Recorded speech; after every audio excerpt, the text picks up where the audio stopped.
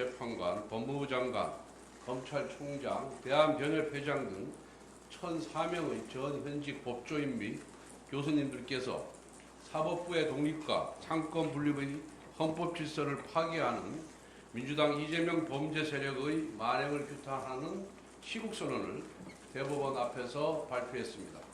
전직 대법관, 헌법재판관 그리고 교수님들까지 9년이 일어선 헌정사상 초유의 시국선언은 이재명의 의회 독재 앞에 풍잔등화 위기에 놓인 대한민국 사법부와 민주주의의 현 주소를 보여주는 것입니다. 참담하기 이를 데 없습니다. 국민 여러분, 민주당 이재명 대통령 후보는 대선을 앞두고 사법부 장악에 여념이 없습니다.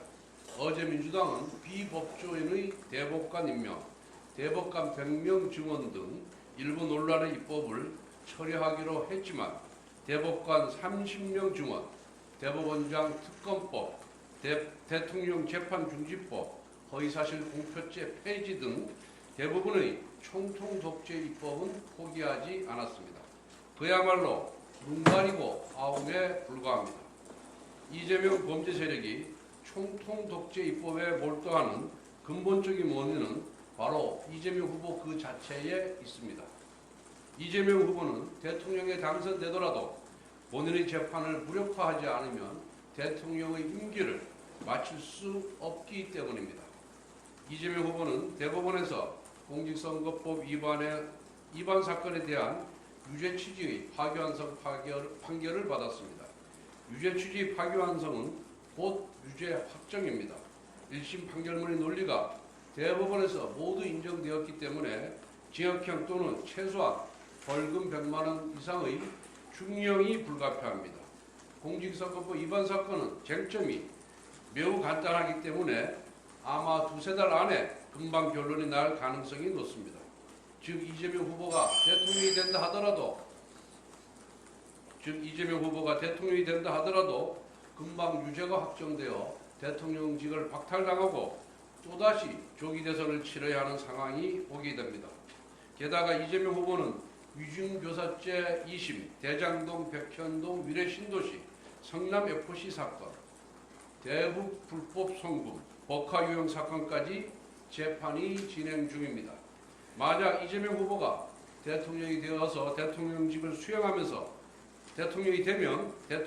수행하면서 이 모든 재판을 받아야 합니다. 이재명 후보는 지금부터 본인의 유죄 판결을 막아낼 온갖 방법을 강구하고 있는 것입니다. 어떤 방법을 쓰더라도 임기 5년 동안 이 모든 재판을 억누르는 시도는 결국 대통령이 입법부를 통해 사법부를 억누르고 장악하는 총통 독재로 귀결될 수밖에 없습니다. 정상적인 민주주의가 작동한다면 이재명 후보는 절대로 임기를 마칠 수가 없습니다. 하지만 190석 의회 독재 권력을 장악한 이재명 후보는 대통령에 당선되면 반드시 헌정 질서를 뒤흔들어 본인의 생존을 도모할 것입니다. 우리 국민은 곧바로 물러날 대통령이냐, 사법부 파괴, 삼권 장악이냐, 조기 대선이냐, 아니면 총통 독재냐라는 끔찍한 기로에 서게 될 것입니다. 물론 이재명 범죄 세력의 반민주적인 총통 독재 시도는 강력한 국민적 저항에 부딪힐 것이고 결코 성공하지 못할 것입니다.